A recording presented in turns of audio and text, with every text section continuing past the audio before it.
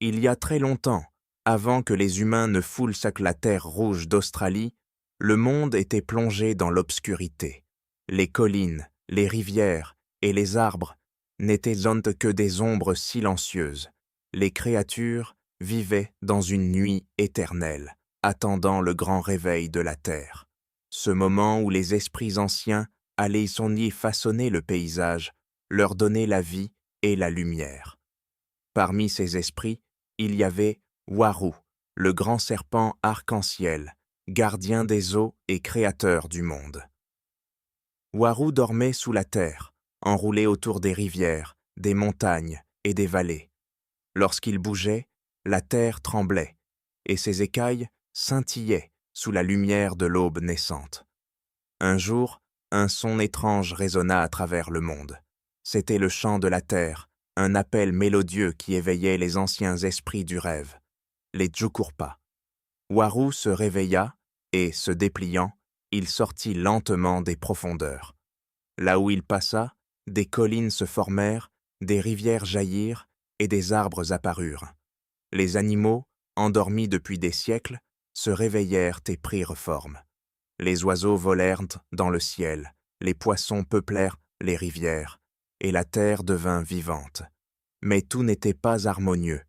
Un autre esprit, Jangawul, le maître du vent et des tempêtes, observait cette création avec jalousie. Jangawul ne supportait pas la beauté et la sérénité du monde façonné par Waru. Il convoqua les vents puissants et déclencha des tempêtes qui ravagèrent sur la terre. Les rivières débordèrent, les montagnes tremblèrent, et les créatures tremblèrent de peur. Waru, voyant son monde en péril, se dressa contre Jangawul. Le serpent arc-en-ciel invoqua toute sa force et créa un immense arc dans le ciel, un pont fait de lumière et de couleurs. Cet arc, connu aujourd'hui sous le nom d'arc-en-ciel, fut si puissant qu'il repoussa les vents et calma la fureur de Jangawul. Les deux esprits combattirent pendant des jours et des nuits, causant des tremblements de terre et des éclairs dans le ciel. Waru, épuisé mais déterminé, réussit finalement à emprisonner Jangawul dans une montagne, où il est dit qu'il repose encore aujourd'hui, surveillant la terre avec un œil vigilant. Après la bataille, Waru retourna dans les rivières, laissant son arc-en-ciel comme symbole de paix entre les cieux et la terre. Les créatures reprirent leur vie, et la terre continua de croître et de prospérer.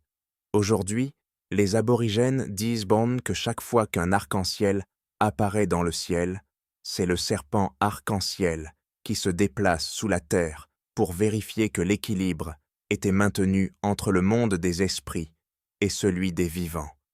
Ils chantent encore son nom, priant pour que la paix règne sur leur terre sacrée. Merci d'avoir regardé la vidéo. Si vous avez aimé, n'oubliez pas de liker, de vous abonner et d'activer la cloche pour ne rien manquer, et de partager cette aventure avec vos amis. Merci et à très bientôt.